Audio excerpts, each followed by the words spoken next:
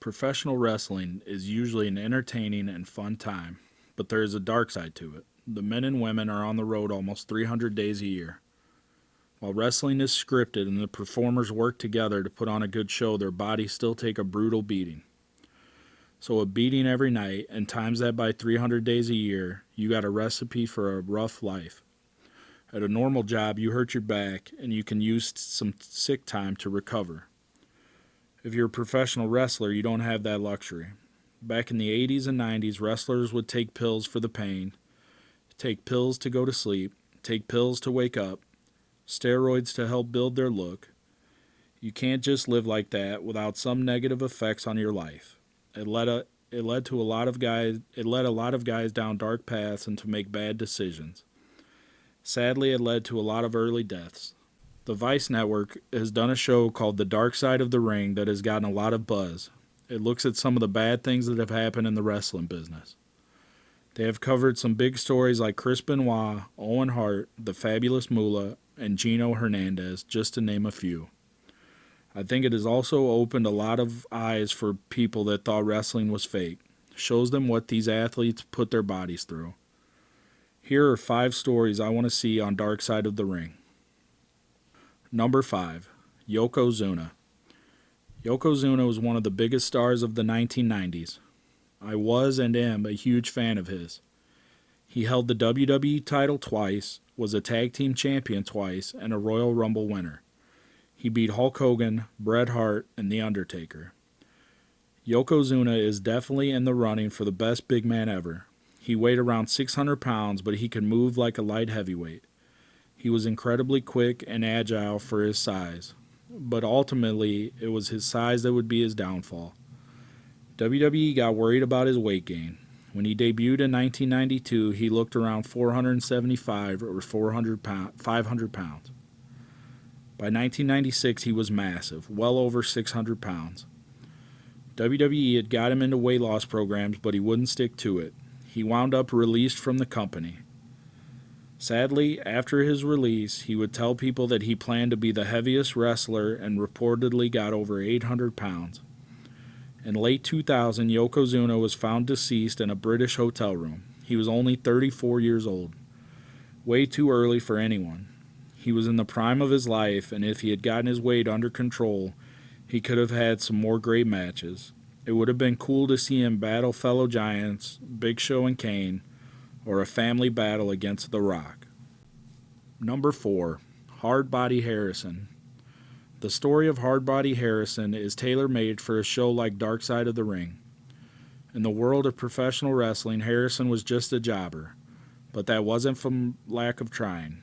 In Chris Jericho's first book, he talked about some of the ideas Harrison pitched to WCW to try and get into the main event scene. One idea was for Diamond Dallas Page to carry a magical diamond ring that Hardbody would steal and throw in a tank filled with piranhas that DDP would have to jump into. Another idea was for him to dress and paint his face like Sting and be his black counterpart, Stang. For some reason, WCW Creative thought making Buff Bagwell's mom a tag team champion was a good idea, but passed on these money-making ideas. His best moment in WCW was a match with Kevin Sullivan on a spring break episode of Nitro when Hardbody got beat up by Sullivan and Jacqueline and thrown into the swimming pool.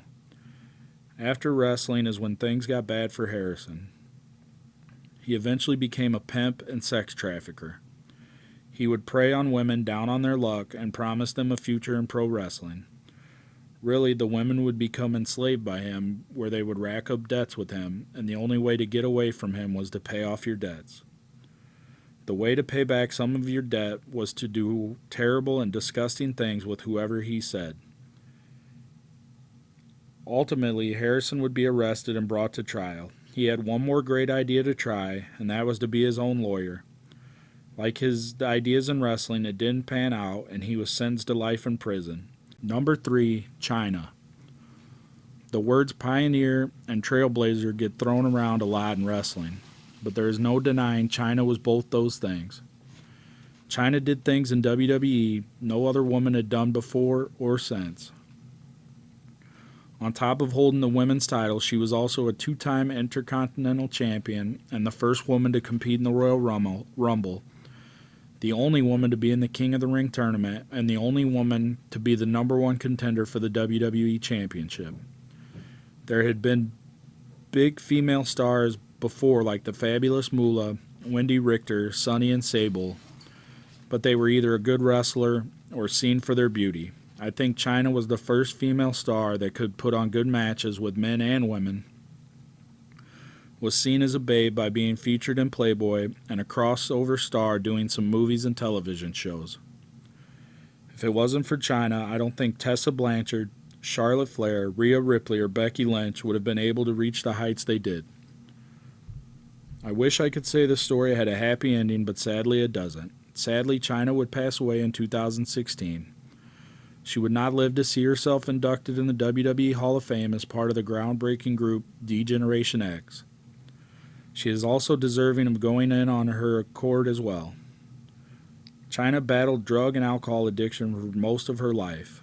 After leaving WWE in 2001, she would have a lot of episodes that garnered paparazzi attention in a negative light caused by her addictions. A dark side of the ring could bring to light to the masses on just how important she was in the wrestling business, and have that be what you think of and not the surreal life episodes. Number 2, Kamala.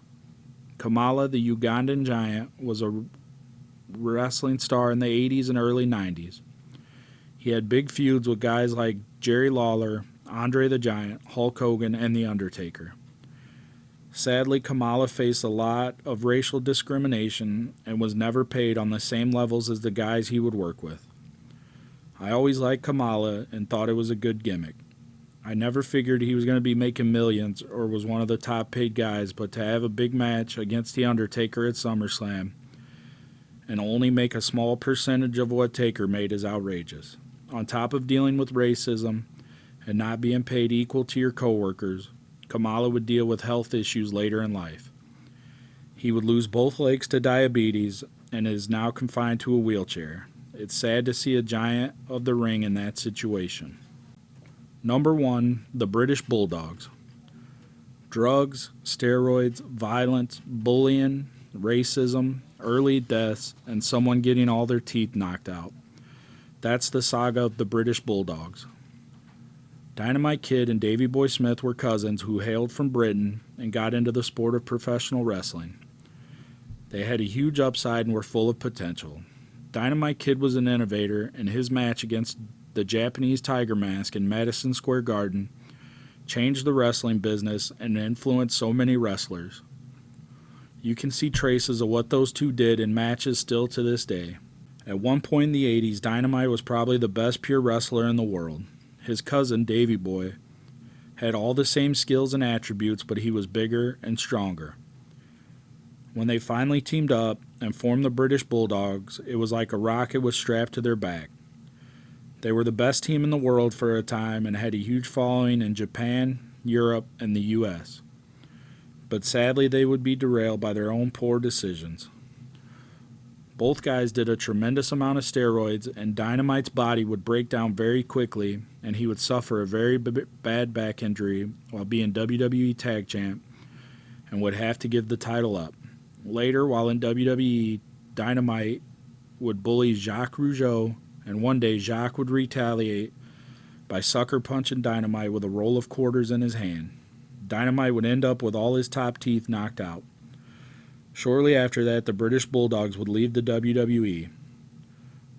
A few years later, Davey Boy Smith would come back, and he was huge, clearly doing more roids than before. He got a big push, and it would have one of the greatest matches of all time against Bret Hart in London. But he had smoked crack the night before and would only hold the Intercontinental title for a short time. He would bounce back and forth between WWE and WCW for the next 6 years. While in WCW in 1998, he would land on a trapdoor in the ring and severely injure his back. He was never the same again. Sadly, Davey Boy would pass away at the age of 39 in 2002. Dynamite would end up partially paralyzed and would be confined to a wheelchair for the rest of his life until 2018, when he died on his birthday. Like I said before, the sky was the limit for these two, but their own bad choices would drag them down. Well, there are some of the stories I would like to see covered on Dark Side of the Ring. Sadly, there are a ton of stories like these in the world of professional wrestling. Let me know in the comments what you would like to see covered in future episodes of Dark Side of the Ring.